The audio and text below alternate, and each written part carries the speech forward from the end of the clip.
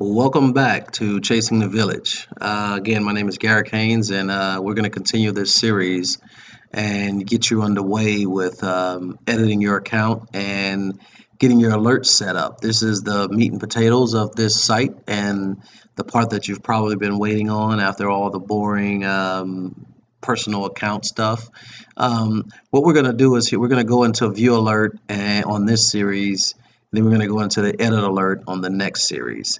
Let me give you a quick rundown of the view alert page before we move on to it. One of the things that you're going to do is when you have a crisis, you're going to send out an alert to your network of people. That could be your neighbors, your family, the police department, first responders like fire or whoever and rescue or whoever else you might need. So when you send that alert out, they will have access to come in and look at your alert and the information on your loved one that went missing or ran away or eloped or wandered off. They only have access if you send the alert out. They do not have access any other time. They will be sent a special code to come back in, and they can only access it through their alert to come in and look at your information or your kids' information or mother's information, father's information, or whoever went missing. Just to give you a heads up on that, this is the view alert area is exactly what they would be able to view when you send that alert out. And when we get over there, I'll show you how you would set an alert, and then I'll show you exactly, the differences in just when you're in a lowered state or when you're in a heightened state. Okay, so let's move on to the view alert page. So up here in the tabs that I showed you before, you click view alert. So this brings you over to the view alert page. I have a random picture in here, so disregard or don't worry too much about it. It would normally be a picture of your loved one. I was messing with some things like loading pictures through a phone, through a camera from a phone, and trying to get the perfect picture in there, if you want to say it like that. So disregard the picture and just realize that would be a picture of your loved one. So what we have here, we have tabs up top, of course. Edit alert if you needed to go over and actually edit your alert, which is the same as the button that you saw on the previous page. The My Account button takes you back to your account, which is in the accounts area. Of course, sign off is self-explanatory. You just can log off and be done for the day. And then your links to our Facebook, our Twitter, and our LinkedIn.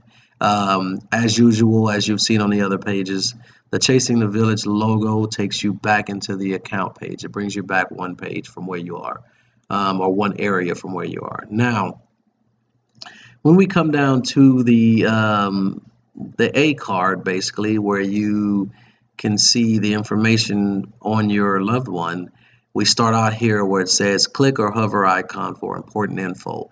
So any information you need to navigate this area would be right here. So you click on this, and as you see, it came up pretty quick. Here's what you need to know about viewing this page. And then you can read all of this information to know exactly what these boxes contain. And I'll tell you, I'm going to walk you through this anyway, so we'll read it just so you can see it. Number one, the image box contains the most recent image of the listed individual. That would be here, and I'll pull this back here in a second. The individual's name is listed as well as a brief description. I'll show you that real quick. So his name will be listed here, or her name will be listed here, and then a brief description would be listed here. This is the status.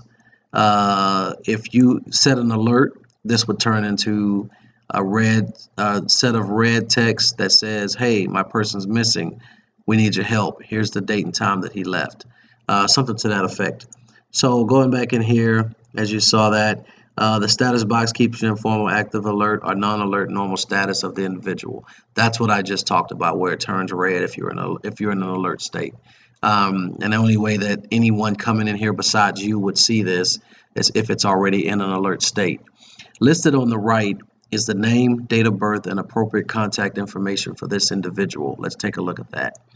So we got a name, Jacob Haynes. His date of birth, we've got a primary contact, we've got a primary phone number for the contact, we've got an alternate contact person, and we also have an alternate phone number for that person.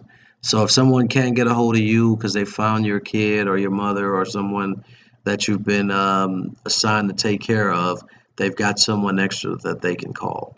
So that's, like I said, pretty self-explanatory. We made this thing pretty simple.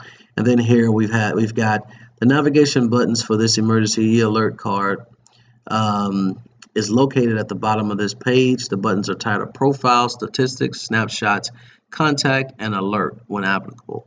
They will appear gray if not active and yellow to signify which page you're currently on. Click here to move on to the next area of information. So, I'm sorry, click each to move on to the next area of information. It's that simple. Good luck. That's right here where you see we're on the profile page tab right now. So that's what we're looking at. So we've got these buttons here that takes us to the next page. So we'll move on to statistics.